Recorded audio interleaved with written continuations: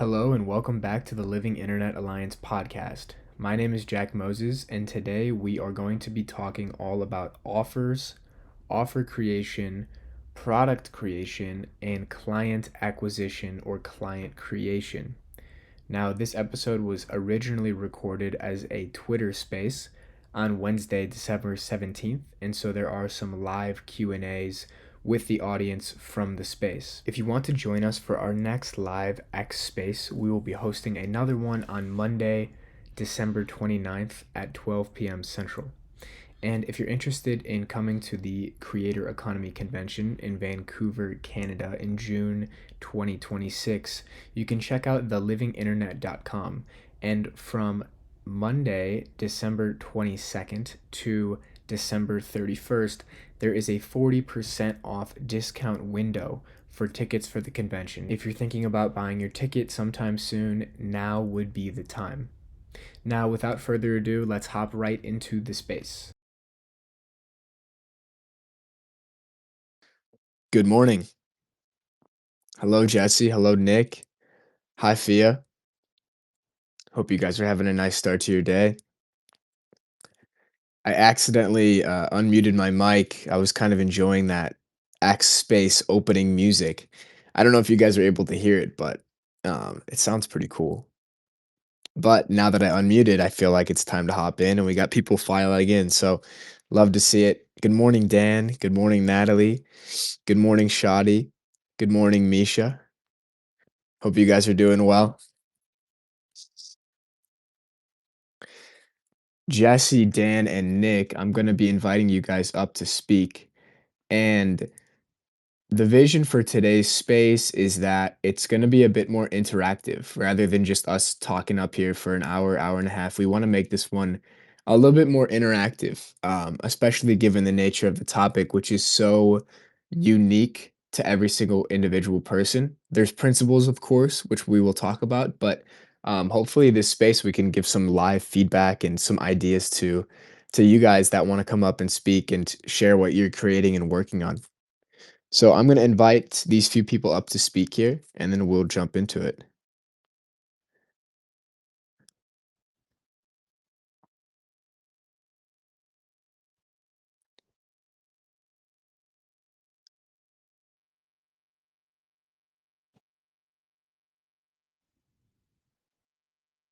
Great. Okay, I think we got Dan is speaking, Nick, Jesse, and Natalie. I sent you guys invites, and Shadi, Misha, and Fia. If you guys want to request to speak at any time, please feel free. Dan, Nick, Jesse, how are you guys this morning? I'm good. How are you doing, Jack? I'm well. I just got my coffee. I just did a little bit of grounding, so I'm feeling charged up. The battery's charging up. How Good, exciting. good. How Yes. exciting. A charged Jack Moses. I know you've been keen on the electricity emoji. So maybe you're personifying it here for us today, brother. That's interesting. I mean, I'm learning much more about this. So I'm working with a friend. His name's Freddie, and he's gone very deep into the esoteric health sphere. And his Uh-huh. whole thesis is that we're electromagnetic beings. And rather than focusing just on like nutrition or working out for health, actually the big three, the 80/20, are light, water, and magnetism, because those three Mm. ingredients are what charge your battery better than anything else, and then natural health and vitality happen as a byproduct. So I've been focusing a little bit more on that, like doing things that I wouldn't have ever thought to do, like literally Mm. charging my water. I know it sounds crazy, but like Wow. putting your water in the sunlight for 10 minutes before you drink it so that it can structure accordingly and it better hydrates you. I don't know Mm. all the science there, but there's some rabbit holes to go down for sure. I told my parents that. I was like, "Yeah, real quick, I got to go charge my water." They're like, "What? What are you talking about?" But that's how a lot of this stuff goes, you know? When Yeah. you're a few years ahead of the curve, everything you say sounds crazy. Uh-huh. Uh-huh. Great, brother. I look forward to a report. Yeah, we'll see how my performance is during this call. How are you doing, Dan? Really good, brother. Really good. Just got off a great call with a student. About to wrap up for Christmas. Got some wonderful plans with family. Christmas is family time for me every year.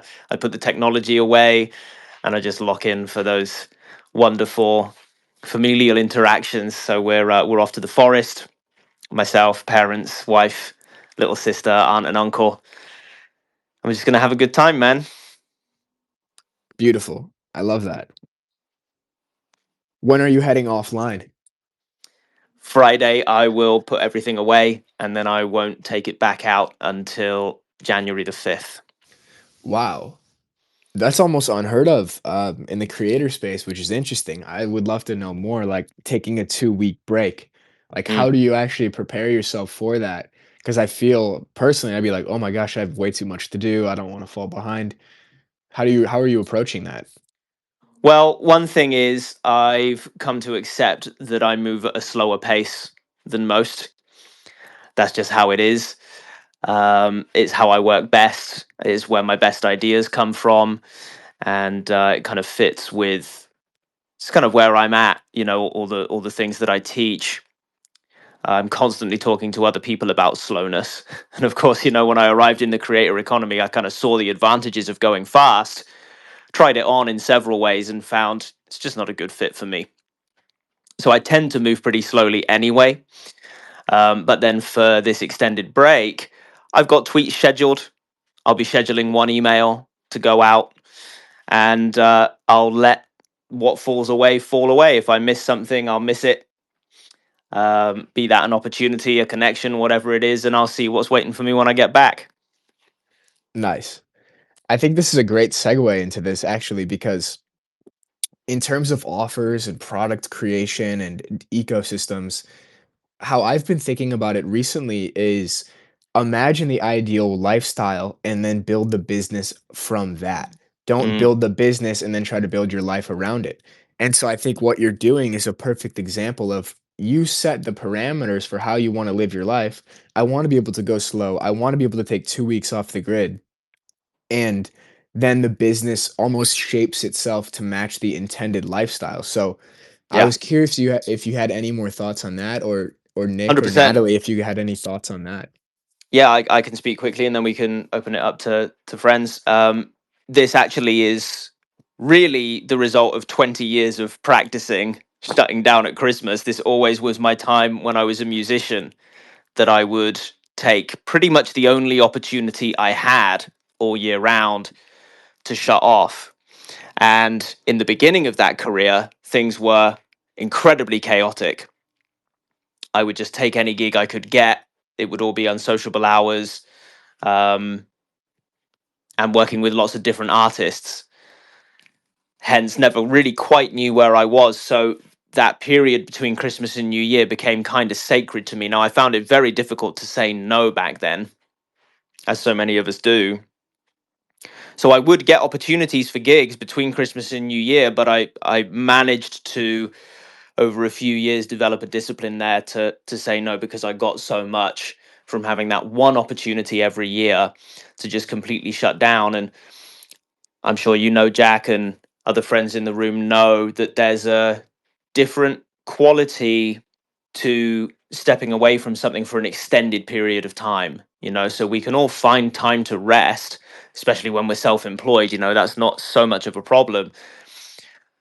But even when we love what we're doing, taking an extended break from it is always going to provide a different perspective to short periods of rest when we're still in touch with it, right? So that distance, of course, gives us different perspectives. So I found in my musical career, and I certainly find in my creator career, following that extended break, during that extended break as well, I will come up with ideas that I never would have come up with while in the mix. And a lot of those ideas, certainly in this career, tend to be more long view ideas, more zoomed out strategy. Where do I want to take this in 3 years, 5 years, 10 years, 50 years? I tend to be thinking more on that track when I take these longer breaks. it's definitely resonant. I've taken a few long breaks. One time it was like a 3-month break, actually, like a year and a half ago, Mm, and I really, like, let go of the game and stepped away from the game, but by the time those 3 months were over, I was itching to get back in, and I mm, had all this newfound clarity and kinda like you said, zoomed out perspective on, like, "Why do I wanna do this? What's the big picture vision?" And mm. I came back with more energy than I've ever had. So, 3 months is quite a long hiatus or sabbatical, but even just like a few days, taking those type of retreats has been super powerful. I think like there's a bunch of examples about different people from history doing this that kind of inspired me. Like Mm, a few that come to mind are I know Carl Jung would actually go in like a log cabin for like 7 days mhm. every single year just to sit with himself and to write. I believe Bill Gates did the same thing.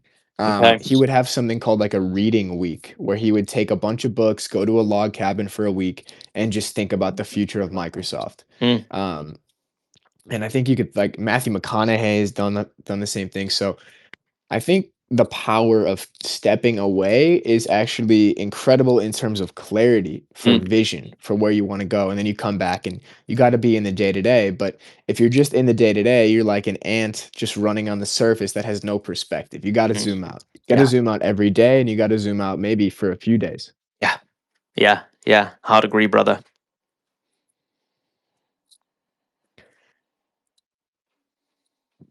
So that maybe this is a good time to transition into the topic that we intended to talk about here today. So, offers, products, and client creation, or we could call it client acquisition.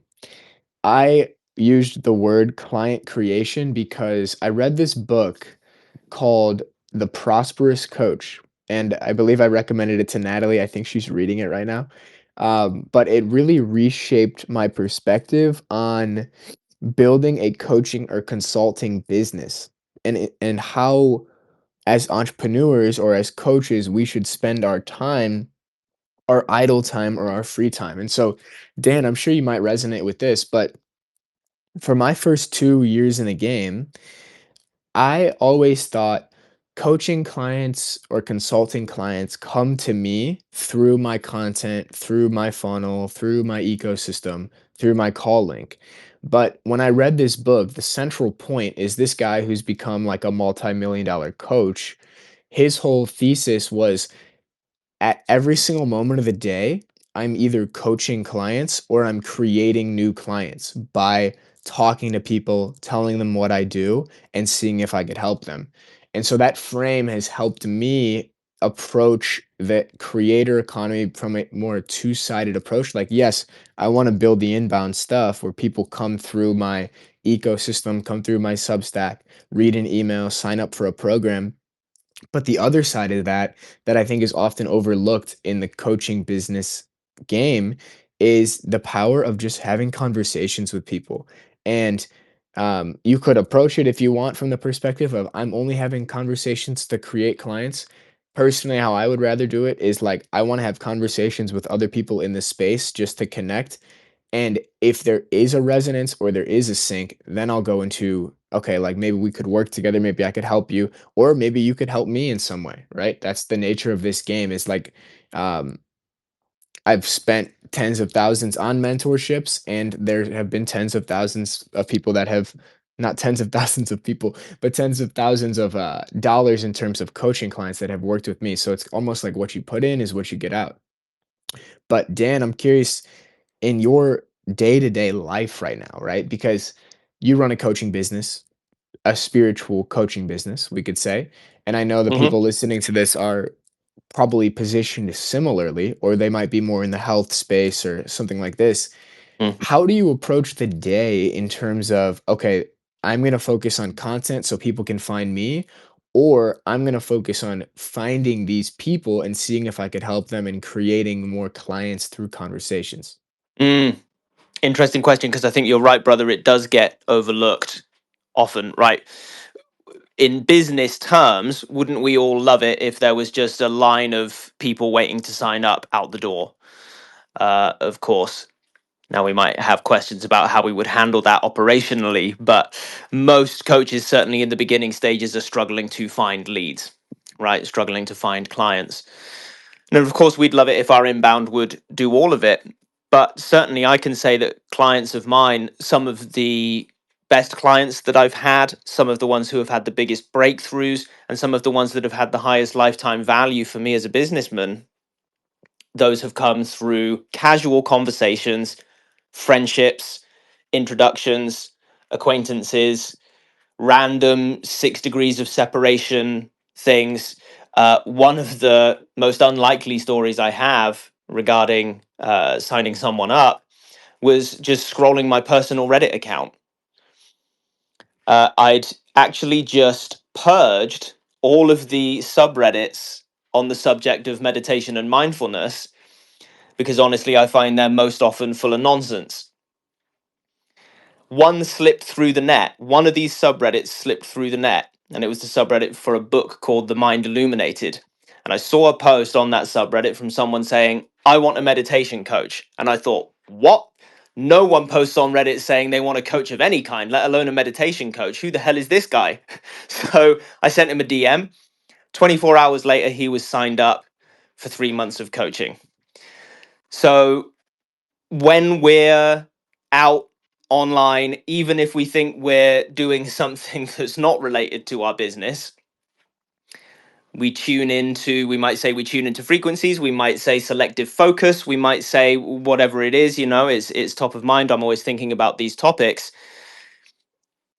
That post stood out to me like a flashing neon sign, and I knew I had to talk to this person. So nothing inbound about that. We're there on Reddit, where I've, like everyone, just got an anonymous account. I don't use Reddit for any kind of marketing. So this was purely by chance. But of course, because I'm in these conversations, I'm in these subreddits, this has been my interest for 10 years now, meant that I happened upon that post. Of course, other clients have come inbound. I would say most of my clients have come inbound.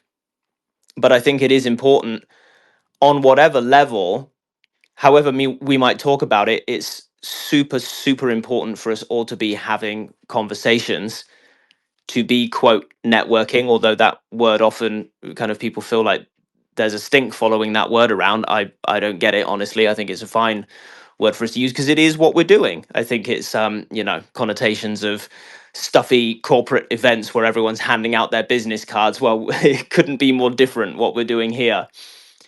So we want people to know what we do. We want people to know how we help. And then we want the people who need that help to be able to find us. And I can certainly say that personal relationships have often been some of the easiest signups that I've had. Because, of course, if someone vouches for us, well, that does more than a thesis worth of copywriting can do. We can post and post and post and post and post. And maybe if someone follows us for long enough to get a sense that we are who we say we are, slowly that trust is built. If someone who's already coaching them in someone else, and this just happened to me, I worked with a copywriter a while back, he got great results. He mentors other copywriters. And so he said to one of his mentees, hey, I worked with this spiritual coach, Dan. It was amazing. Go and see him. Super easy sign up because, of course, the trust is transferred from one of us to another. So yeah, these human conversations, these outbound conversations, super, super important. So indeed, I'm right behind them. And for anyone who's listening who wants to kind of know it, the typical next question here is, of course, well, how do we have those conversations? It's so easy. You really don't need to think about it in any kind of formal sense. The early days of my campaign out here on X were just spent making friends. That's how I met Jack. That's how I met Jesse. Natalie and Nick are newer friends, but so many hundreds of friends that I've made out here just through casual conversations. And of course, a tiny percentage of these conversations are actually going to lead to revenue, but certainly in the early stages, that's fine. That's how it's going to be. We're just learning to talk about what we do, learning how to be an ambassador for what we do, how to talk about how we help people. I showed up here 3.5 years ago already with a pretty clear idea of how I was going to help people. Still, the development in how I talk about it, how I communicate it, how I demonstrate it has been huge these past 3.5 years, and it will continue to develop as I go on. So there's a kind of hidden benefit to these kinds of conversations. We're learning to represent ourselves. The better we can represent ourselves, the better we can help people. Anyone else got some thoughts to share?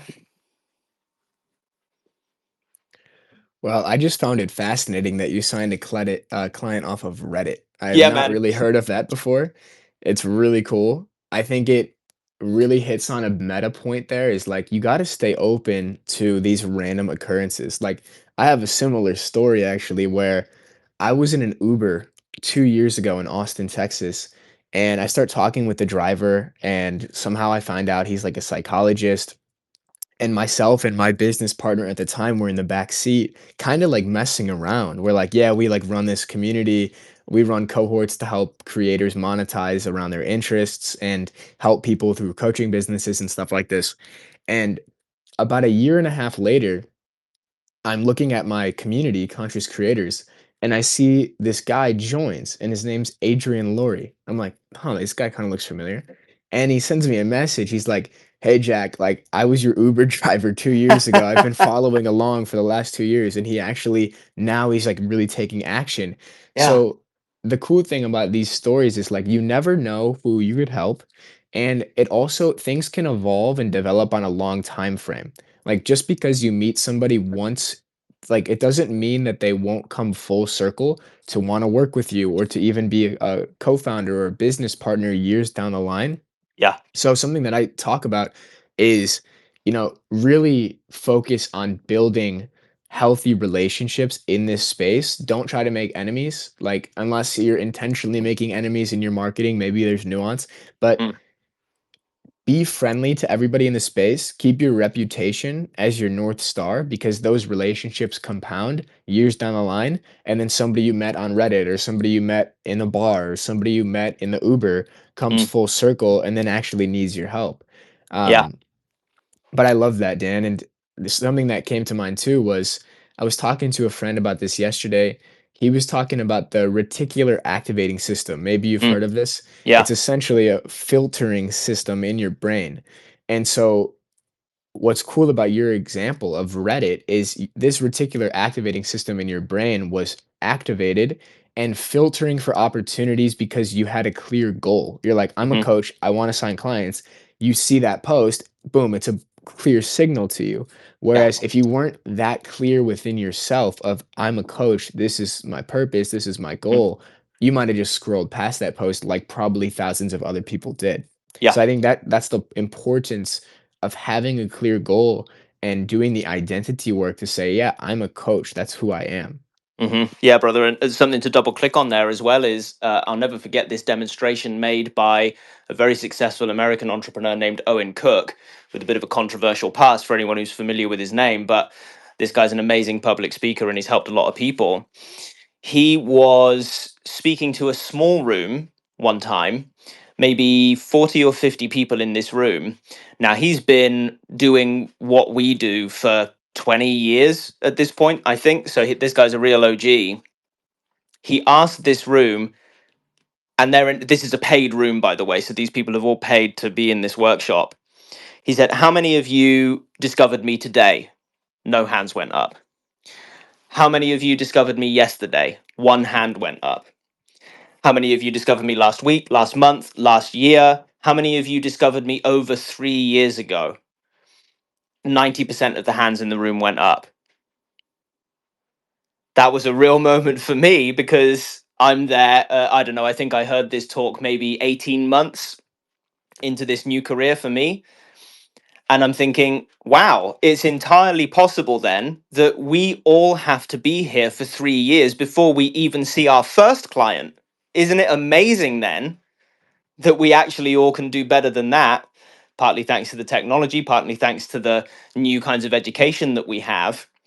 But these are the kind of timelines that these things tend to work on because we all want to check out. I know we were talking about this previously, right? With regards to my journey with Dan Coe, I watched Dan's stuff for 6 months before I signed up. That was how long I felt I needed to see, okay, yeah, this guy is who he says he is. Why? Because the internet's full of fucking crooks. Less and less so these days as the market's sophisticated, but certainly back along, the amount of scams that we're running out here on the internet, especially from like info products and coaches. I mean, it's just notorious for people getting scammed.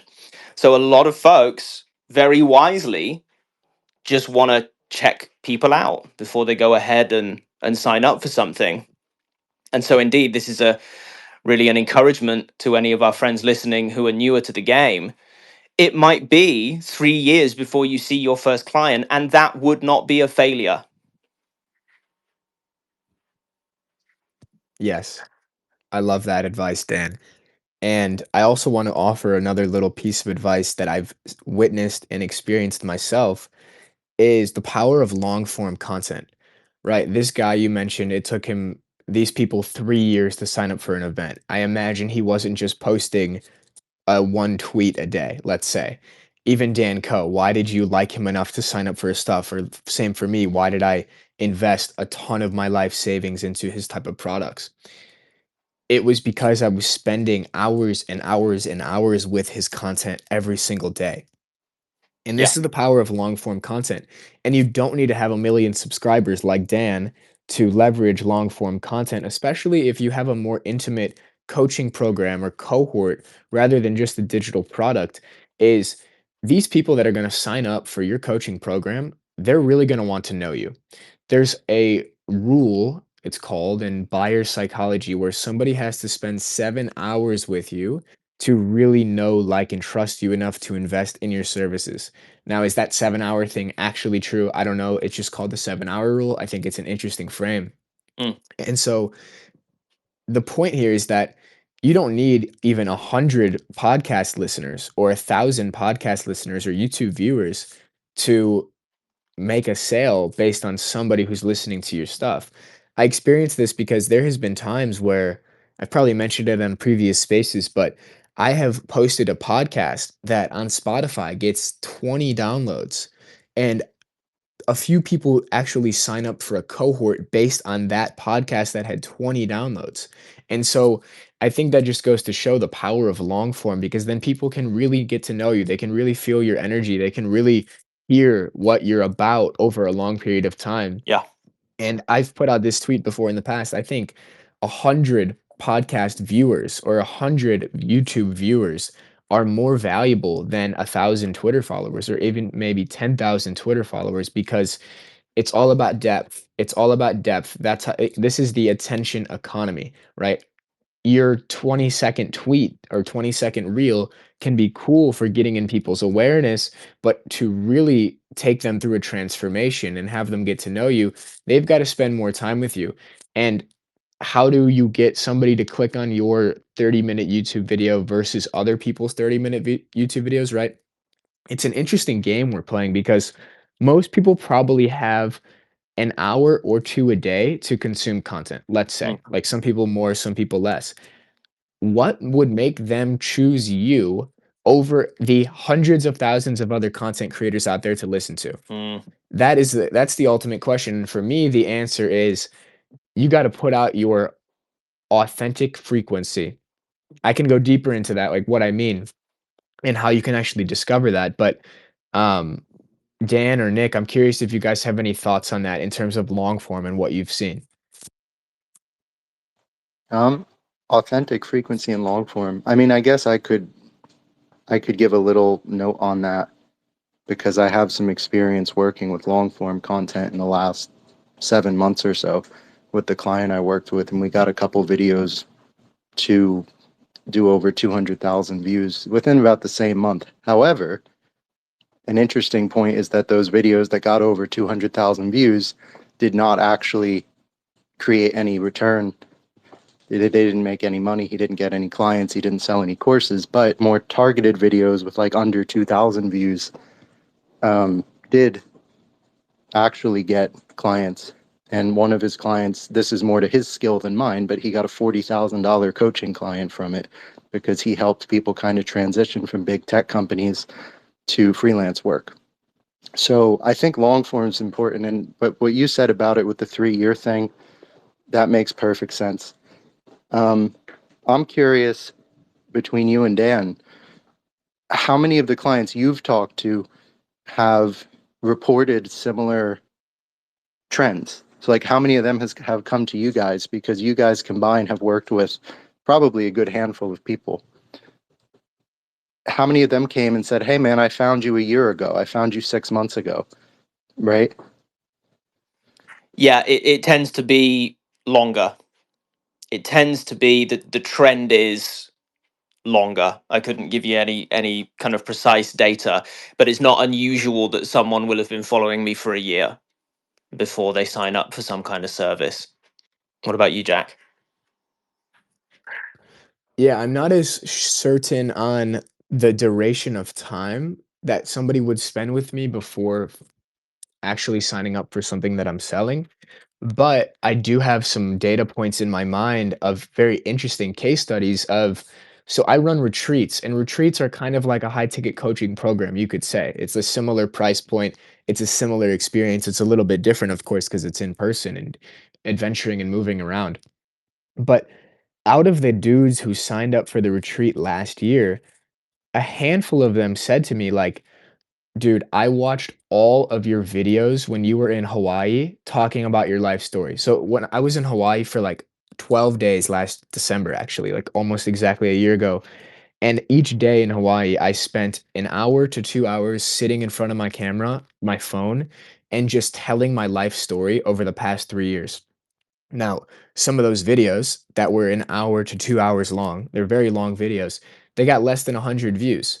And so I didn't think much of them. But then when I go to launch a retreat like 6 or 7 months later, the people who sign up are the ones who resonated with that frequency the most because I wasn't even making those videos for the purpose of making money.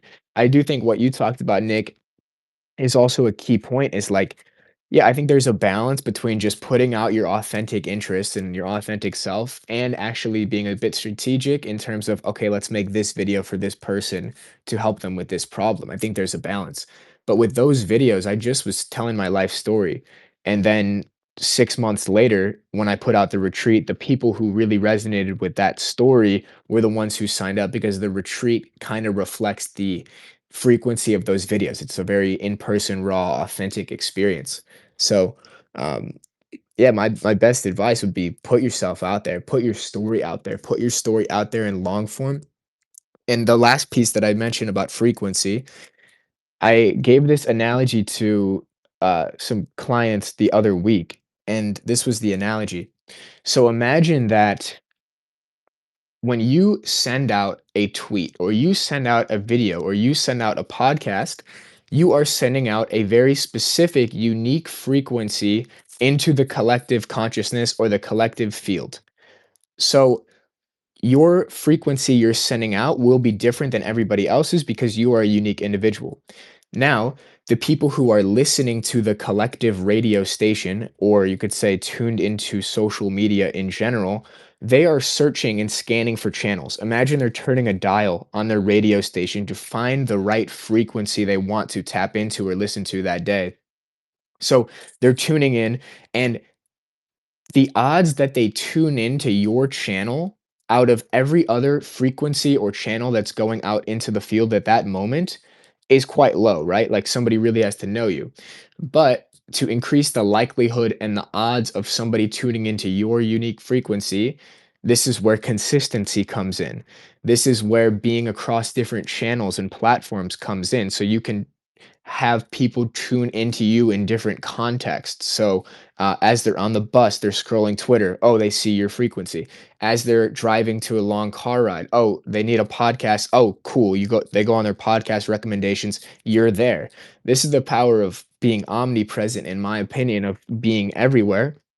Now, there's a balance there of like if you're just starting off, being everywhere seems like quite daunting and overwhelming, but the more consistently you can pump your frequency out there, and the more different contexts or containers or content styles you can put it out in, the more likely people are to start to notice that and then to tune back into your frequency over and over again because they just resonate with what you're putting out. The last little point I'll make there is that the creators that you really like and listen to, yes, you're interested in them because of the information they're sharing, right? Like, you wouldn't listen to all the Dan Coe videos if he wasn't sharing good information.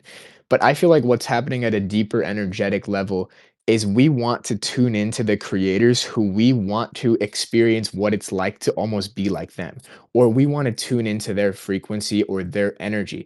What they're saying doesn't necessarily matter as much as the energy they're emitting, and that's what keeps people coming back over and over again to listen to their content because it's the energy they're putting out, it's the vibe they're putting out. And I truly believe that comes from being authentic. So that's my radio analogy ramble. I might need some direction here in terms of where to go next. We also, yeah, Nick, if you had any ideas.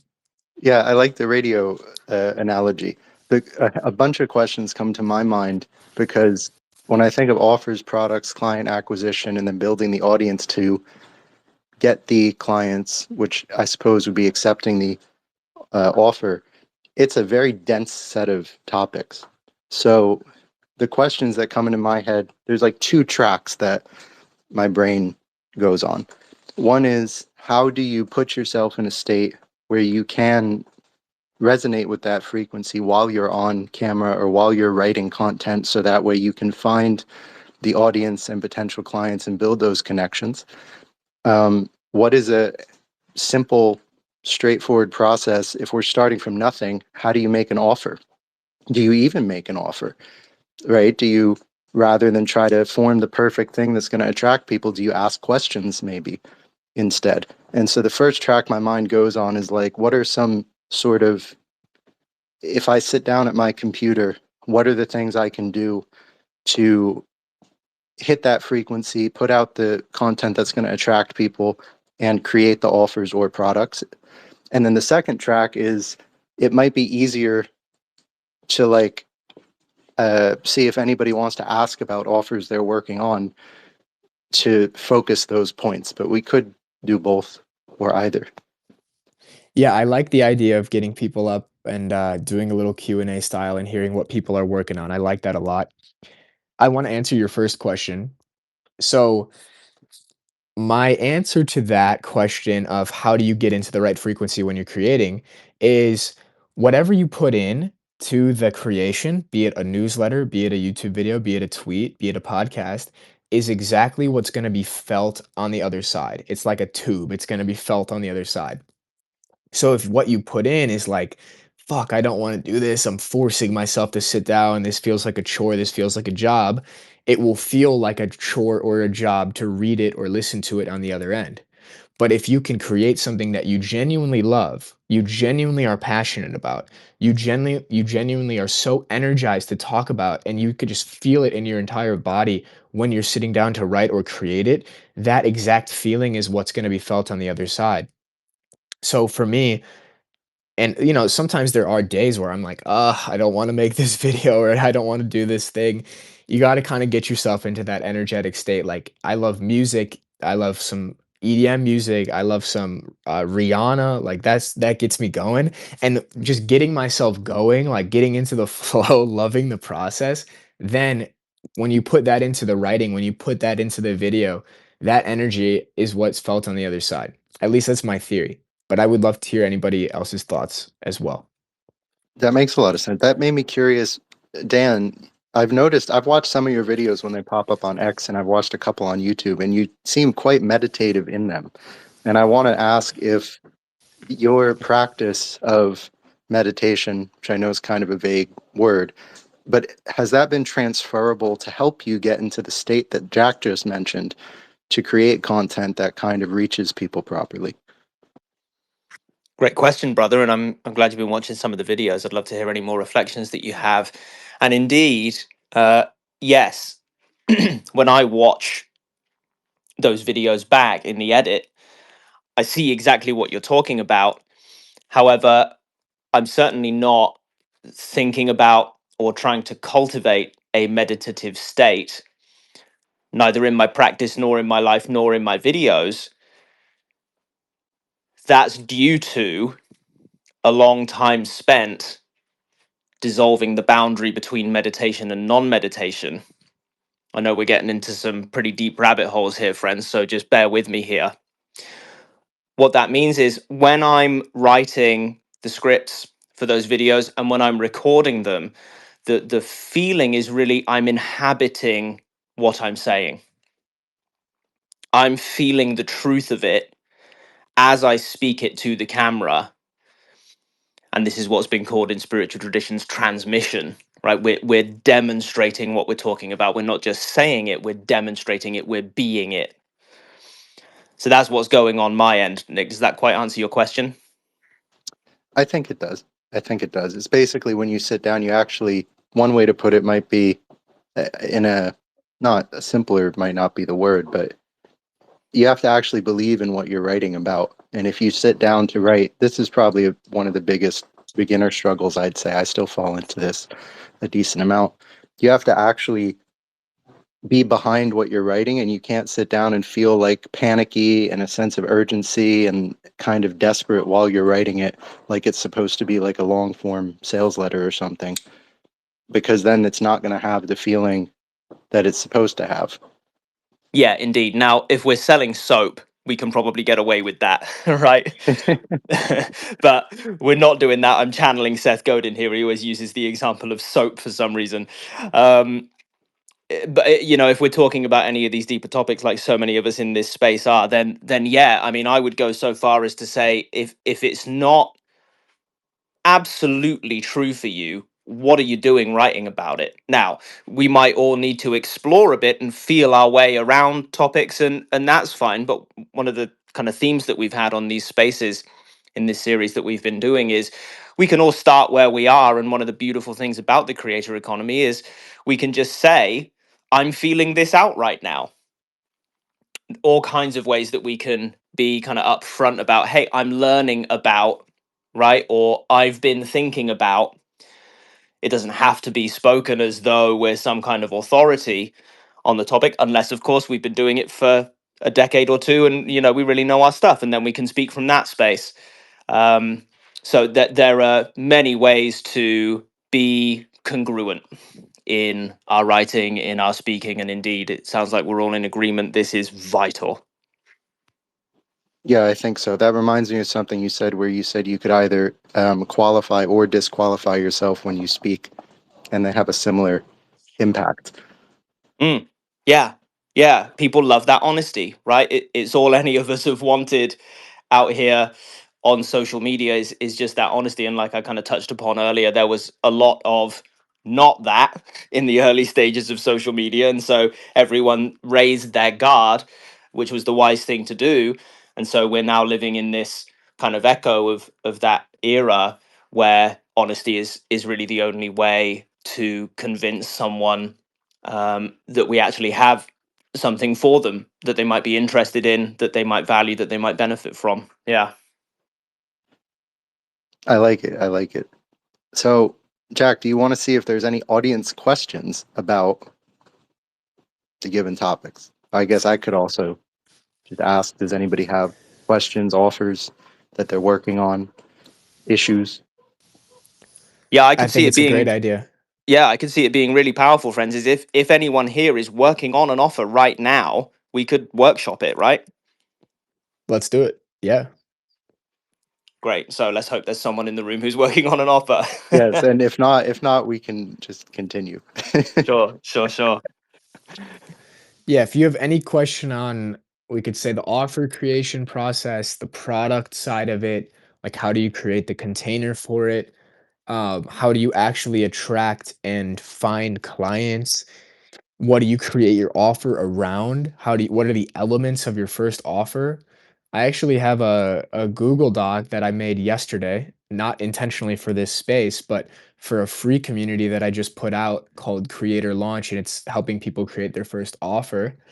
And I have a few key elements. So if anybody wants to hop up, I'm gonna just share the elements of the offer while you guys decide if you want to request to speak and ask a question or share what you're working on. Um, Also, this is like some free promotion for you too. Like it's, this is a chance to get your ideas and your offer out there. So while you guys debate if you want to come up and speak, I'm going to run you through these elements. Okay, we got Fia. So we can actually wait on the elements of the offer, and I would love to hear from Fia. Fia's always hopping up first. I got to applaud your courage, Fia. Fia, are you with us? Can you hear us? Uh, can you hear me? Yes. Yes.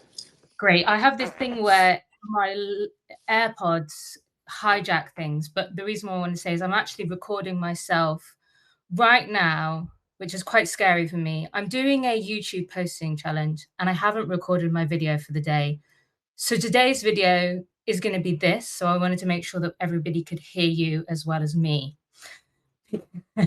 But basically, I am trying to launch a one-person business, a personal brand, like I think quite a lot of people are, especially anyone who's been following Danco for a while. And I recently, well, not recently, but in June, I left my kind of steady job because I saw kind of the changes in the landscape, and a lot of the stuff I was doing was admin related and business operations and things that eventually will be automated out, or kind of, why would anyone pay me X amount an hour when they can now get a VA in the Philippines for much less? Kind of, that's kind of where I saw things going. So I thought, let me just get out while I can. However, I wanted to use the things that I've learned along the way working in business, the things that I've learned along the way being an actor, and putting yourself out there and putting up with rejection and identity transformation. And so in the past month or so, about 2 months ago, I started a community that was an accountability group based on Danco's Superhuman 90, because I was really scared about putting an offer out. I didn't know what to sell. There's a lot of noise online about kind of, if you're not making digital products and linking all your content to a paid offer and a lead magnet and building your email list, like you are leaving money on the table. And the pressure, I think, just kind of got to me. So when I saw he had this affiliate link for the Superhuman 90 course, I kind of jumped on it and got people to kind of sign up for this accountability group and pay like a small fee to join it. And people did, which blew my mind, first of all. But as we near the end of the year, my savings are now starting to dwindle. And the reality is that I need to monetize as some kind of creator or whatever business I'm trying to do, so that I can carry on doing it. And I'm really passionate about it. So I wanted to kind of jump on and speak to you guys because you were talking about putting yourself out there in long form content, how to be authentic, and kind of how to transition from this being a kind of lovely hobby into getting paid and getting clients and stuff. So that's where I'm at right now. I'm doing this 21-day posting challenge to rid myself of perfectionism and waiting till I'm ready, and also the overwhelm of knowing exactly how to put together a nice YouTube. If you've been a YouTube person for as long as I have, which I think a lot of people on here are, you know that as soon as you want to make YouTube videos, you start researching. And there's so much amazing information out there about how to create title pages, how to set up your lighting or your background so you look a certain way, how to script. Everything is out there if you look for it. But when you sit down and start creating your first video, it becomes apparent that the idea of what you want to put out there is going to take you a lot longer than it will be to kind of just do the thing. So I'm sat here trying to edit videos and it's taking me not days, but weeks to do what I want to do. And so what do? I don't post. I don't finish editing that video. And that just kind of falls apart. And then I get an idea for another video and I jump on that. And you end up building this kind of graveyard of footage and ideas that never sees the light of day because you don't think it's good enough to post. And then if you add to that, I stumbled across a great creator recently because a client asked me to do some kind of research on them. It was Daniel Dalen. And his aesthetic, everything he was doing really spoke to me and I really appreciated it. But when I went back to his first ever YouTube video that's currently on his YouTube right now, in the comments, it said something like, "It's so good that you're back." And in the video itself, he was talking about how he was so happy to come back to filming. And that's when I realized, oh, he's deleted all his old videos. I don't know how this man got to where he is. I can't see how he started. I just see the polished and perfect and gorgeous documentary that is inspiring me to do the same. Like if I could click my fingers and pay someone to come and be my videographer and follow me around and then edit everything, I think it would be fantastic. But realistically, I'm not there yet. And then the same thing happened when I went onto Instagram. I saw this girl. She'd said, I've been a full-time, I'm taking the leap because I've lost my job and I'm 6 months into creating content full time. And I thought, wow, how impressive. She's got 100,000 followers. Her content is great. So I go right back and scrolled all the way down. And the comments was, yeah, so glad to have you back. So I thought, oh, wow, she as well has deleted the evidence. And then the final nail in the coffin is I watched a video about gamifying your business. And it started off so well. And it's a concept that I think a lot of people have been circling around, especially I think Danko mentioned some stuff about gamifying your life. And it set out the different levels of business. And you need to kind of assess what level you're at so that you can see what you need to work on at that stage, skill up. And he said that level 1 was $0 to $1. So when you make your first sale, that's a massive thing for you. So at that point, I had made my first few sales. So I thought to myself, oh, wow, like what level am I going to be? Let me explore this. Maybe I'll be at level 3. Maybe I'll be at level 4. So he goes, level 2 is $1 to 10K a month. And I thought, whoa, hang on a second. How have we jumped from making $1 to making 10K consecutively a month? And it was at that point I thought, I am not your target market. He was saying that until you're making 10K consistently, you just need to keep grinding away at all the different skills that he listed. And so then I thought, okay, well, I really like where he is. I really like his style. Maybe I go back to the start of his journey to see how he got there. And I realized, wow, I'm going to have to go back 5, maybe 10 years. And the creator economy has changed so drastically in the last 6 months that if I went back 10 years on this guy's, half of these YouTubers have been around since like 2015. I just think when I go back there, it's kind of irrelevant. So I don't want to ramble too much, but basically what I'm trying to do now, and I'm saying it and putting it out there in case it resonates with anyone, is I'm doing this 21-day posting challenge, knowing full well that every video I put out could be 10 times better. I know all the ways that I could improve it, but I haven't done the reps that all these people have. And if there's anyone else who's kind of growing and starting as a beginner right now and wants to see how someone would be building a business using AI, which that wasn't a thing before, how you do that as a beginner, what decisions are you having to make as a beginner that someone who has had a flourishing business for 5-10 years kind of forgets where they are. You know, they're saying that they use certain software, but that software is paid. Well, I haven't got enough income coming in to, sorry, my phone notifications.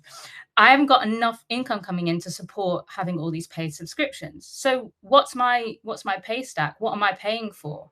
Because that's another thing that people need to come to terms with when they're creating content is what am I paying for? Where am I putting my resources so that I'm getting the biggest return? And what things can I do without investing? Like, for instance, we all know, well, everyone should know by now that most everyday phones you can record really good footage on as long as you have good lighting and you have all sorts of stuff like that. That's not something that you need to heavily invest in. However, as a beginner creator, weirdly enough, that, £20, whether you're paying for Cortex Premium, whether you're paying for ChatGPT or Claude or whatever you're doing, having that kind of someone in your back pocket to 10x your productivity would really help. Now, I'm not saying that you should be relying on AI as much as some people are, but that is a £20 that could really help you out. So, yeah, anyway, I feel like I've just kind of completely rambled on, but I don't really know what I was talking about. Thank you for that, Fia. I think the situation you're in is probably relevant for a lot of people. And there's a lot of important questions that you posed around. And these are things that I've navigated for the first few years as well. It's like, shit, like I want to get this tweet scheduling software, but it's $40 a month and I actually don't have that. And like, what do I do? And like, I don't know how to make YouTube thumbnails and all these questions. I think from my perspective is optimize for simplicity above all else. And I would say this in many different aspects. With YouTube and with content, optimize for simplicity. With marketing and funnels and all of the lead magnets, at first, optimize for simplicity. And even with the offer, optimize for simplicity. So I want to hit on a few little things here, and then I would love to hear Dan and Nick's take. But I'll start with YouTube. I think the biggest thing is to lower the bar of your own expectations. When you go back, and if those YouTubers didn't delete their first videos, like you can look back at a YouTuber named Aman Godzi. This guy has millions of subscribers now.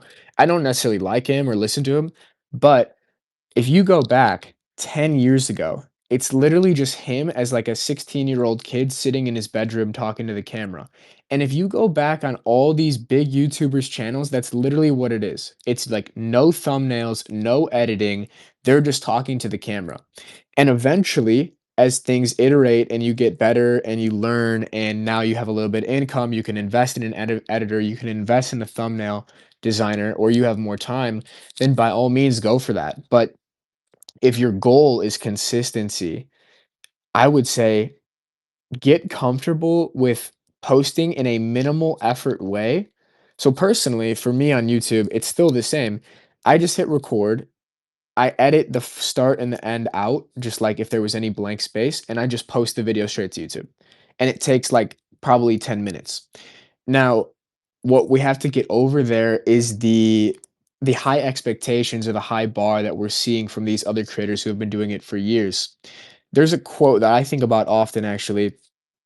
It's from the Tao Te Ching, and it's the second verse, and it says, it's talking about the master, and there goes on here, but it says, "When her work is done, she forgets it. That's why it lasts forever."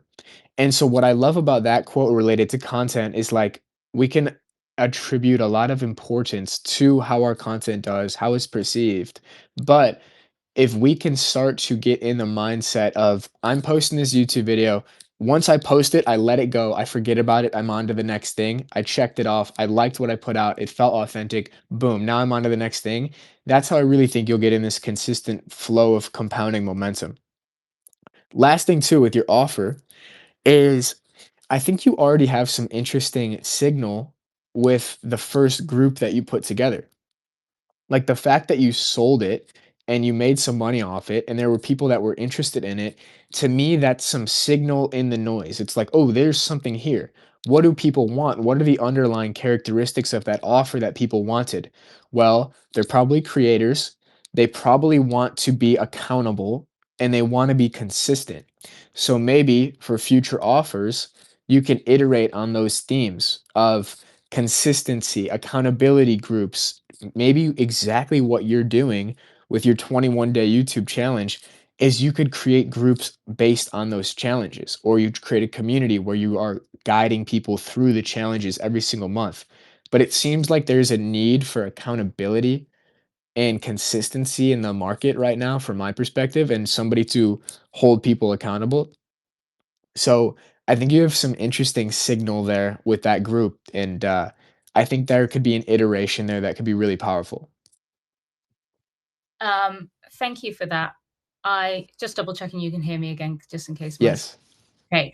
Yeah, thanks for that. I wanted to kind of say thank you and also say that the reason why I wanted to jump on in the first place was because you were talking about how to get clients and getting clients from Reddit and so many random things. And I think I've mentioned this on another X space that I spoke about, but I actually got all the sales from that from just posting on a Discord space. Like I think I put 2 posts out, so anyone who's listening who thinks that they need to wait and build up a kind of body of work before they can approach people for products and offers, like you don't need to do that. You can just put yourself out there and you'll be really surprised. I'm only just working on kind of my website now. Jesse's amazing web rebellion course. He's a little plug. He's doing another cohort in January if you want to join, and I would highly recommend because it is awesome.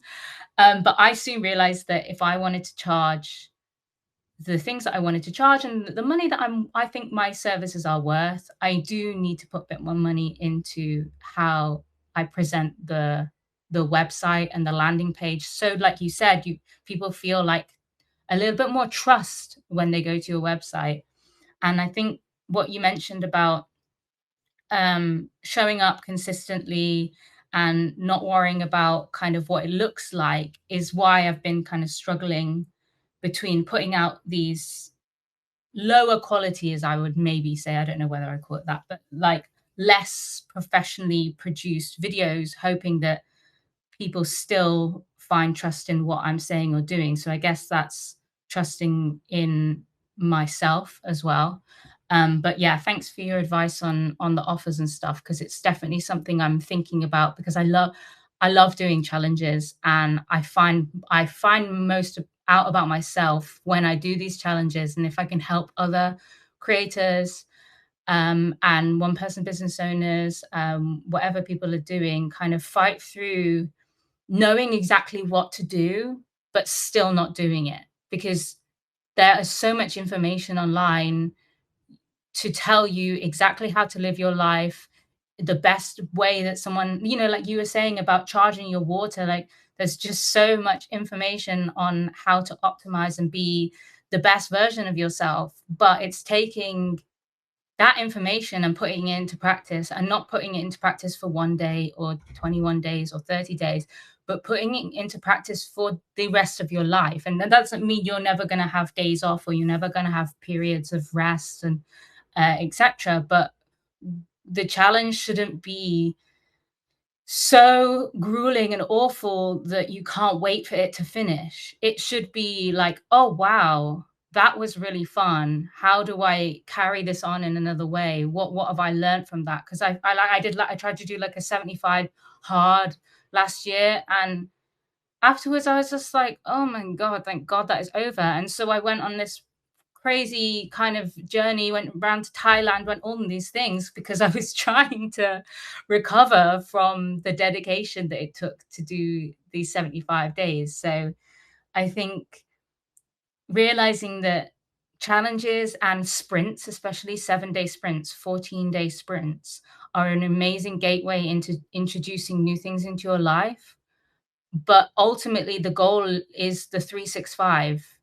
What are you going to be doing every day? What do you want to do every day? If you want to be a creator and a business owner, how does that look? What does your day look like? Like Dan was saying, like he said, I run on a slower pace. I'm not going to be able to do what other people do, and nor do I want to. So how do I forge the business that I want to forge, and how do I attract the clients that vibe with that? I want to attract clients that are happy to voice note, because I love voice notes. So then maybe I'm going to do more spoken audio podcasty type things, invite them to do that, because I'm going to attract those kind of people.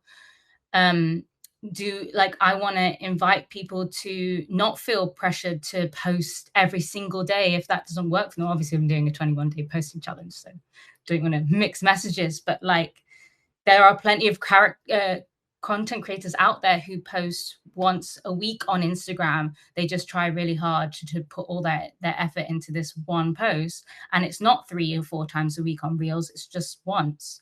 I follow someone who I think posts once a month, but when they do post, it's really, really good. So it's not all about quantity, it's about quality, and it's about your quality of life. And if you're bending over backwards as a solo business owner and you haven't got a team to support yourself, you really need to think about what your day-to-day looks like and what you can actually manage. Because if you can't be consistent and you can't keep that going, then it's just kind of you're not going to get anywhere anyway. So yeah, thank you. Fia, I'd love to jump in here and applaud you. I hear the size of what you're dealing with, and exactly as Jack said, I've been through it too in the early stages. I remember getting up at 4 and trying to handle all of this before I went to what I was doing previously. And all of those same questions, right? What do I invest in first? What do I prioritize first? One of the things that I realized more and more over time is exactly what you've touched upon and what you're kind of staring down the barrel of, which is that there are so many things we could do. There are so many flavors of advice from established, respected teachers, guides, coaches, creators, whoever. And that can really leave us in a kind of paradox of choice, right? We feel there's so many things that we could try. How the hell do we choose what to try first? And so much of the advice seems contradictory, even. Where I came to was, again, the same place you came to when you referenced what I said earlier about me deciding to work at a slower pace. Actually, lots of these things can work. And so it's just up to me to pick one. And another lesson that was going on for me alongside all of that was I'm going to have to try a lot of things, and I'm going to have to be prepared for those things to flop until I find what works for me. Like Jack said, it certainly sounds like you've got some signal here. And indeed, we see those leaps, right? Folks who are looking at this from a kind of vantage point of having already done it will often make those kinds of leaps, right? Making your first dollar to then making 10K a month. And the grind, as you pointed out, the grind, and I think that was even the word that you quoted from Dan, the grind of the skills that are required to get from that single dollar to that 10K a month is vast. So many vertical learning curves. What I love about what's going on here in this conversation, Fia, is that you're literally doing it in real time. You've got this YouTube challenge going and the camera's rolling. So you're doing it. You're in an X space and filming a YouTube video at the same time.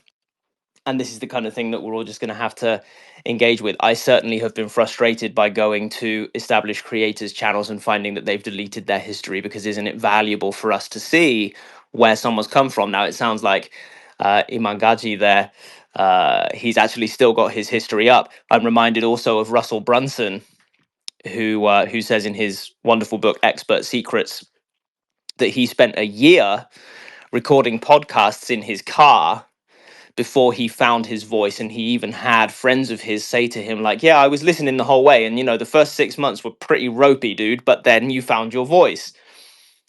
And now, of course, he's huge and he's doing all kinds of things.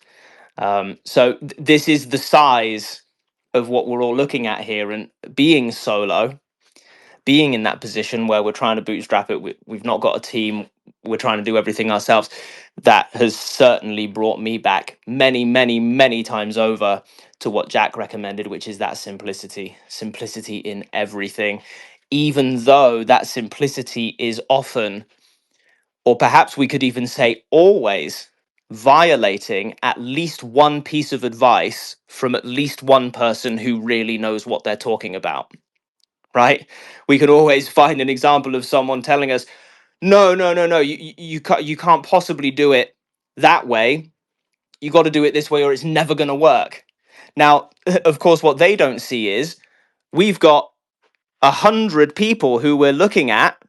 If we look at our Kindle, we've got 50 books there from people who really know what they're talking about. We look at our YouTube subscriptions. We've got tons of people there who really know what they're talking about.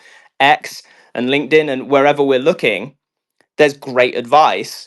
We're always going to be violating some of it. And of course, a kind of to kind of turn the kaleidoscope here, one of the things that's true about content creation is if we don't speak with conviction about what we stand for, it's never going to cut through the noise. But what does that mean for us as consumers? Well, we've got those 100 or so experts around us, all speaking with conviction, all saying it must be like this, or it's never going to work. They're having to do that for their own content. They're having to do that to bring people into their way of thinking. And in a way of speaking, they're doing what they ought to do. They're representing their view. Of course, the difficulty for the beginner is then we have to navigate all of those views and find what works for us. This is no small task. I remember my Alexander technique trainer told me about when I was struggling with the question of what do I want? This was a theme in my training in that work. We really looked deeply at the question of what do you want? We were studying Stephen Covey's book, The 7 Habits of Highly Effective People. And that's a central theme in that book. Really difficult question for us to answer, especially when it's left open-ended like that. Even if we limit that question to what do you want as a creator, it's still enormously open-ended, infinite answers that we might give. I struggled and struggled with that question, and this trainer of mine told me a story about an initiate. Imagine someone like a Shaolin monk in a kind of fantasy setting who has to undergo 4 trials. And I feel like I may have told this story recently in this space, but it's relevant right now, so I'll repeat. The first trial is the trial by fire, and you can imagine, a big obstacle course with all kinds of traps. I'm thinking like Avatar, The Last Airbender, that kind of scene. Then there's the trial by water, the trial by earth, and there's these, various things going on. The final trial for this initiate is the trial by air.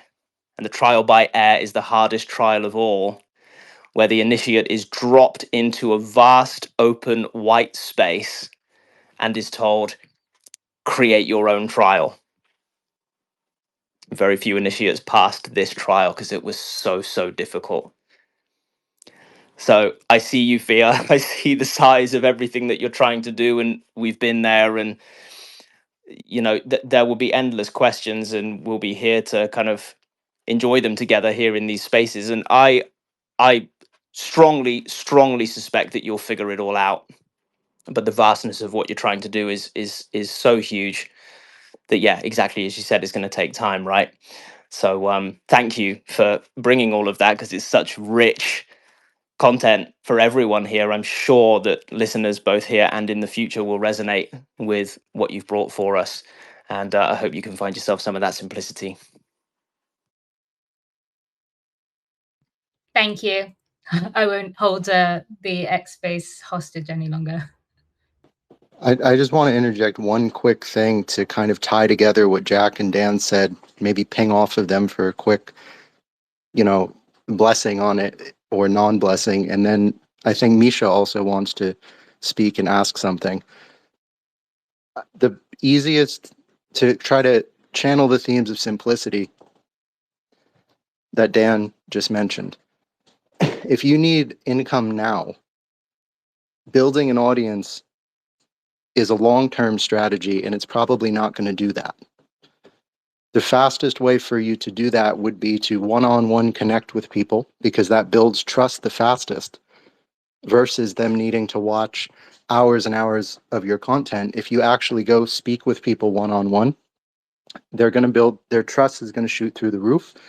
And if you talk to 10 or 15 of them, there's a high chance you're going to get some of them as clients. And that's actually what you already did. And it's something that Jesse, who's not speaking at the moment because of technical laptop X space issues, but he's a masterful demonstrator of how one-on-one communication can be leveraged into creating a lot of stuff.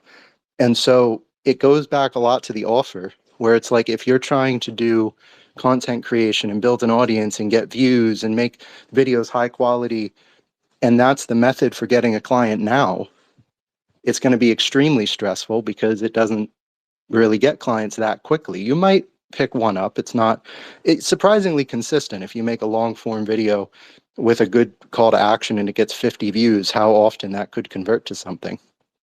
But I think it tracks back to the offer that Jack has the steps for. And like, if you could get one-on-one with people and you could find clients that would want the thing that Dan mentioned, which is what you actually want to do.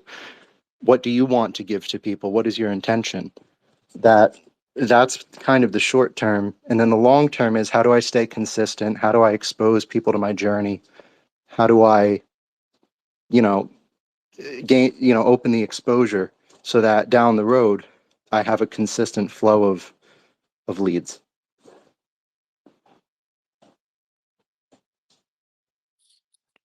Incredible. Yeah, I do have this offer template doc. If you guys want to access it, I just launched this free school community. It's called Creator Launch. Um, you can find the link. Actually, if you just DM me, I can send you an invite to the community, and there's an offer template doc that will basically take you through the steps. Who is it for? What is the pain you're helping them solve? What's the transformation you want them to make? What's your unique mechanism or process behind it? What's your container like? How do you stack the offer with more value? What's a promise or guarantee you can make? And then what should you price it as and how do you pitch it and sell it? So if you want that document to duplicate and actually fill out yourself, send me a message and I can send you access to that free community. And yeah, thank you for that, Fia. I think it was super relevant for everybody to hear. And last reflection for you is I think you're a really incredible speaker.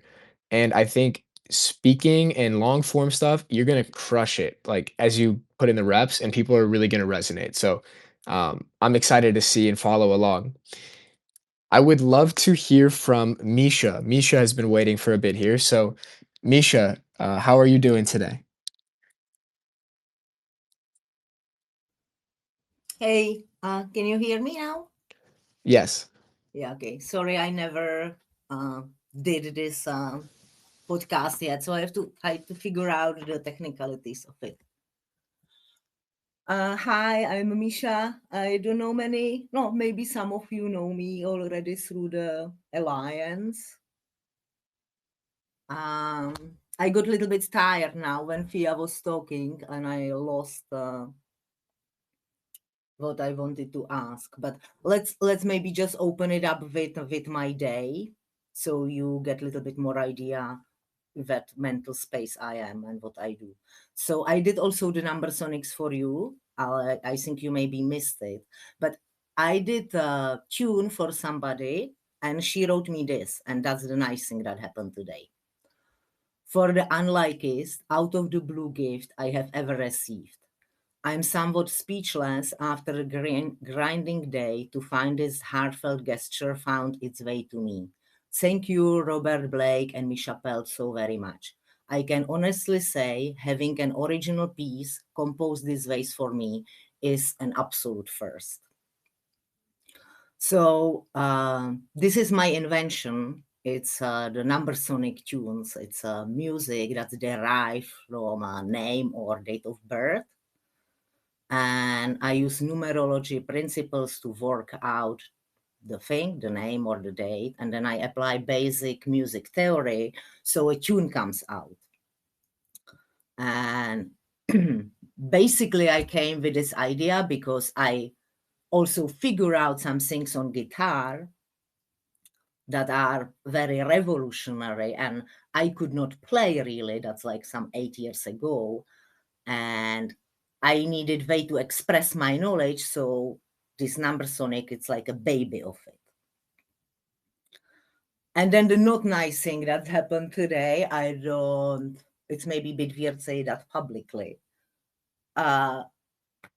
my financial situation is really crazy, and my life situation is also crazy. And I was caught today in supermarket because I was stealing some fruit and some milk, because I have like literally nothing. So there are these two things, and I think they are with me also spiritually all the time, like full of paradoxes. I do really great and making people happy, and then I do something seemingly bad, taking from supermarket. So that's to meet me, who I am. And now I have a product. I have this number sonic tunes that I could offer for people. I also have like 15 minutes video that I could make public, and people could pay me to learn this skill. Then I have the guitar syntax, and I finally, after all the years, created sort of course. It's like video guide. It's not typical course with all the modules and PDFs and million exercises and hours went through going nowhere. It's a 45-minute screencast videos, and then half an hour me going basically over the screencast on the guitar. Now, because I spent lots of time thinking about the things, I didn't spend enough time playing actual guitar. So my confidence is low in a way, like how can I come and say, I'm doing it anyway, but say people I know something amazing if they don't see me playing that amazing. So that's a little bit like one thing that's making me stop to monetize this. I already came up with strategy, like I can take advantage from my disadvantage and be honest about it, and just showing maybe the people what I can do, even though it's not like in perfect timing, or my muscle memory is not so well, on the fretboard. So yeah, and then of course I was also checking Dan Co. and all this, like start like half year ago, and or Naval, and there is lots of things that I have what they say, I have the novelty, I have the passion, it's a skill I can offer, I turn it basically into product. But what I struggle is like where to post it. Nobody cares on Twitter if I try. I put it on YouTube, but it's hardly ever seen. Facebook, it's really toxic. I found some guitar theory related group. They just don't post my videos. They decline. I don't know if I'm threat to them, but they never allow me. While people posting their lessons, that's okay. I cannot post there. So I'm a little bit in this trap. And now through my financial situation, I cannot meet people. I cannot just go to some bar or jazz bar or, meet people and actually make myself visible and existing, because I'm in this fucking survival mode. I cannot just go find job, because for once I don't want like real job. For two, I have two girls who got like really, probably because of I never provided for them so well. They got like mental issues, they have eating disorder, and they also don't have social life because they are unschooled and stuff. So I didn't, and now I'm mumbling also 10 minutes or 5 and didn't really put a serious question. So I think my question would be, how do you think, guys, this niche thing is actually doable now? And for a woman or a girl who is like really different, sort of not belonging to this world, I'm not that confident saying I know everything, I can do everything. Or also, as Fia say, the thumbnails and everything. I learned lots of things in the past 10 years, but of course still is nowhere what like 25 years old can do and learn with technology. So that's that. I don't know if somebody has something to say to it. Well, Misha, thank you for sharing so much about your situation. I can hear that you're going through a lot. That's not easy to share, especially publicly. I don't want to answer too personally, If you wanted to talk more privately about it, you can message me or probably Jack or whoever if you don't want to, give a lot of details. So I'm going to try to answer generally, but keep everything you said in mind. There's Okay. a trend I'm noticing that Fia sort of mentioned and that I hear from you, where an idea has been spread that if you need money now, a fast way to do it is to post a video and that might make you money. And I can't predict the future. I don't think anybody can predict the future. So I don't know for 100% that that won't work, but I have not seen it work. In other words, the fast way, if you need money right now, if you can't afford food, if you need to support your kids, it's not one 15-minute video. And if it's possible to get a job in a situation like that because you need the income, it might be necessary to make that concession for a little bit. Even Jesse right now running the convention, we are selling tickets, but to make sure he can put his full focus toward that, he's on a date ranch in Nevada for a few weeks to get work there. And if someone was very straightforward on I have to get it through the internet, and if you can't go out in person, this is also true, one-on-one communication with people online will be the fastest way to sell something. And the videos are going to take so much time to produce, and they might take so much time to distribute, that if it's really urgent like that, the urgency is going to sabotage your ability to properly execute it. And it really does kind of take, usually it takes more than one. It might take months making content. However, knowing your sort of offer, and you could probably get Jack's thing and refine his free offer system there and make the offer more compelling and refine it. I think if you went to people, if you found a way to message 15 or 20 people a day, I think people would pay you for you to make those custom compositions for them. And they could use it for gifts, they could use it for other things, but that also takes refinement. And the reason I'm saying this, and it might even sound a little bit counter to the creator space, is I don't want to tell someone who's desperately in need of something that where they post their 15-minute video is going to make or break their financial situation, because it's not. And there might need to be some space for other options and opportunities, and you absolutely should not give up what you're trying to do. But again, if you want to talk more about it, I'm sure everyone's very open in their DMs. If you don't, feel free to share what you're comfortable sharing or not share what you're not comfortable sharing. But that would be my response to that. Okay, thank you. Hey, Misha, I also have a thought here for you.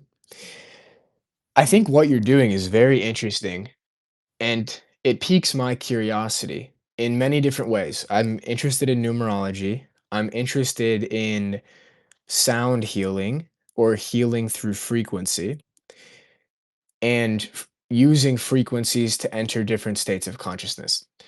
So, what I would think about, and I don't know if this is possible with what you do, but this is where my mind goes, is think about how can I use this skill, this talent, to help somebody improve their life?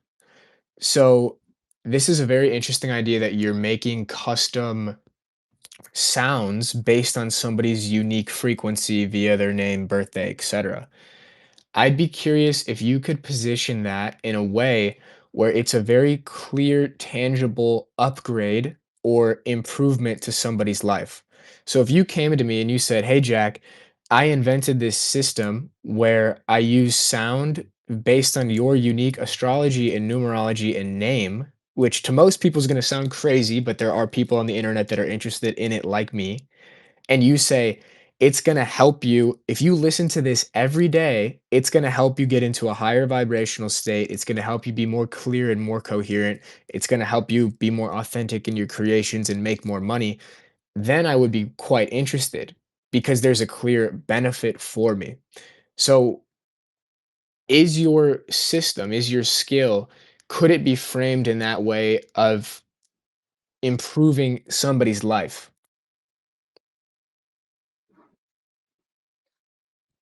I think so too. I think what you say is very possible, but I do not have like scientific proof for it. But I have story from like many years ago. One woman was also like you, interested in these things, and we met, and I played for her from her birth the tune for like 10 minutes. And I had really bad guitar, and the guitar didn't sounded good.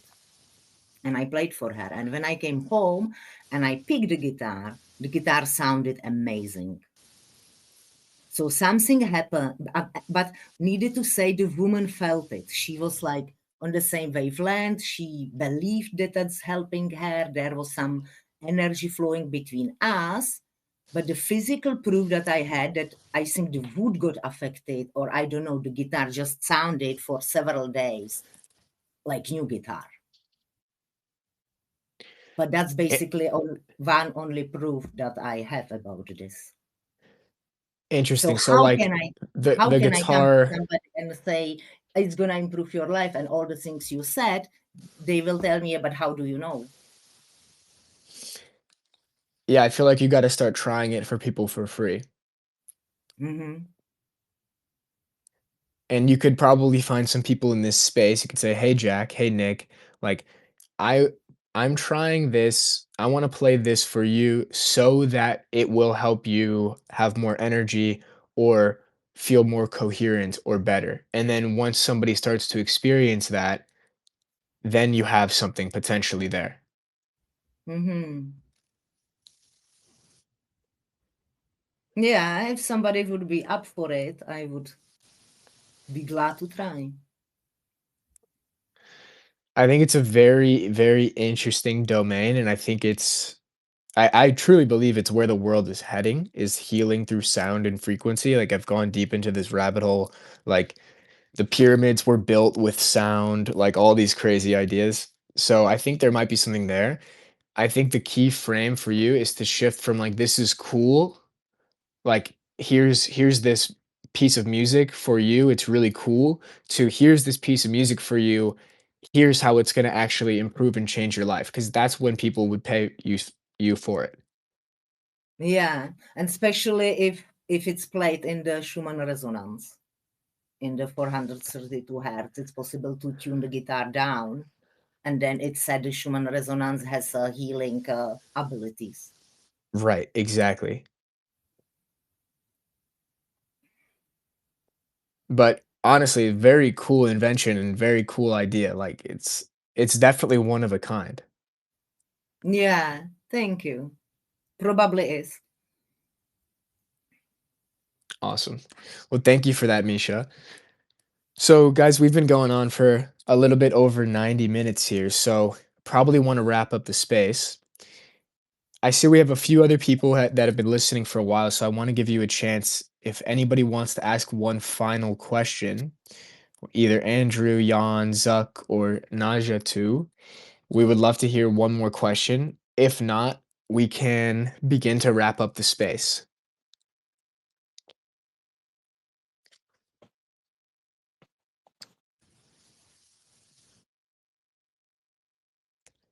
Cool. If not, no worries. My DMs are open. As Nick has said, Nick's DMs are open. Jesse's DMs are open.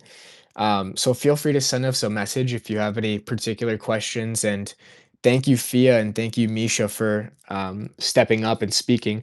I see now we got two more requests. So Oh, is it cool with you guys if we take these, Nick? it's cool with me. Yeah. Okay, cool.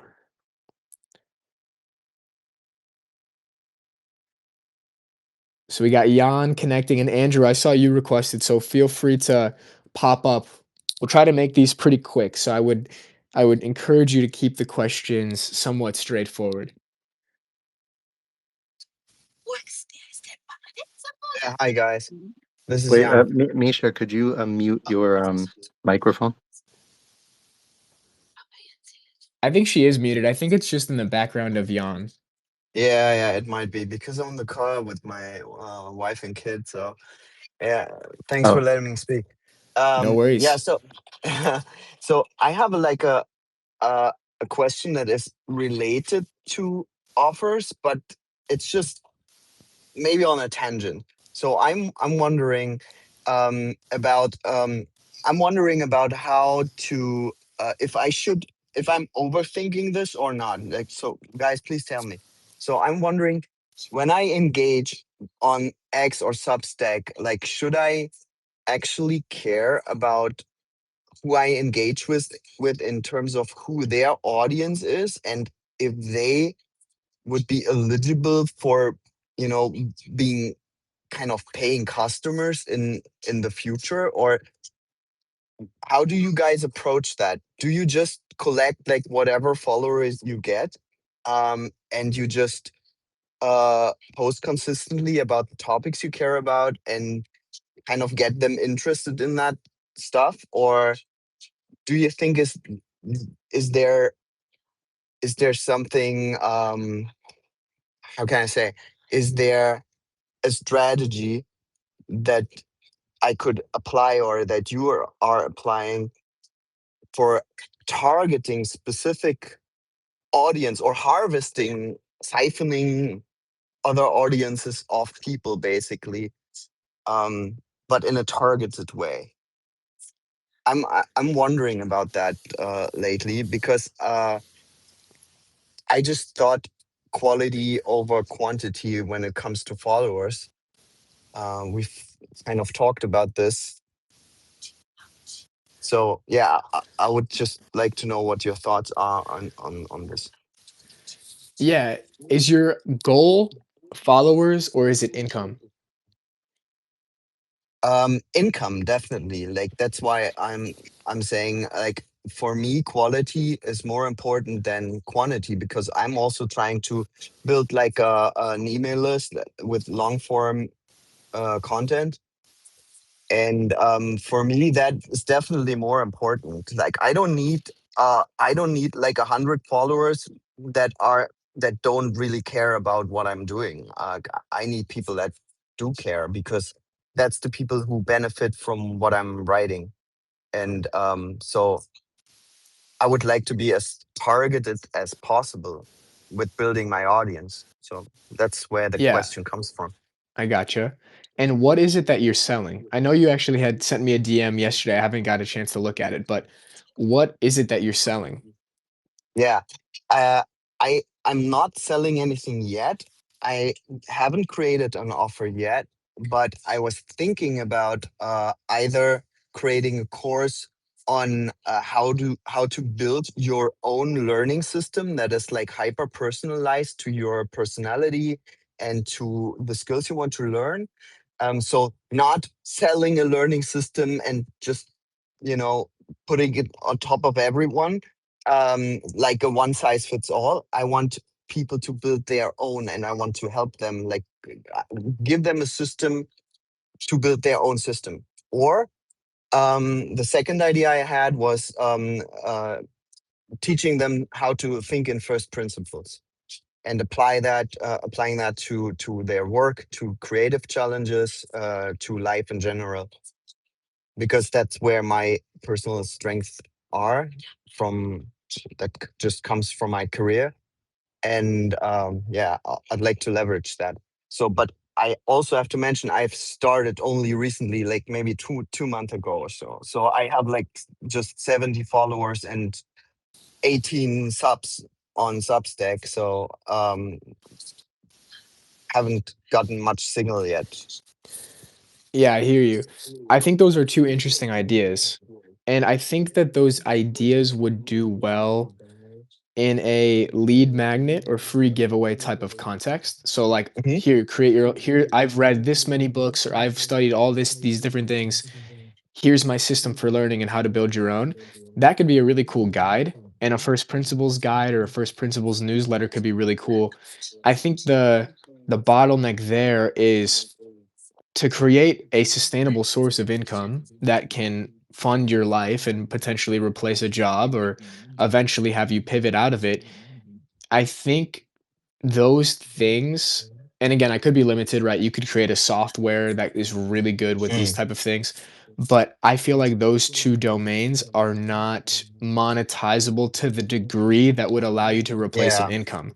However, yeah, they could be the lead magnet into something that's a little bit deeper. And from my experience, coaching or consulting around a desired transformation is the quickest way to make $1,000 a month from a client or a few clients. yeah, But I think those are interesting ideas. I just don't see them as having the ability to monetize at a really high level until you have, the 100,000 followers, which takes a lot of time. yeah. I see. Okay, that kind of, yeah, I had the suspicion that that could be the case. So you're basically validating that. Uh, and yeah, that makes sense. So what I wanted to ask is, like, if there's time, like, we can do it another day if it's a problem. But so my question, like, I was trying to find people who talk about learning and first principles and this kind of stuff, and also like the philosophical angles that I'm playing on in my content.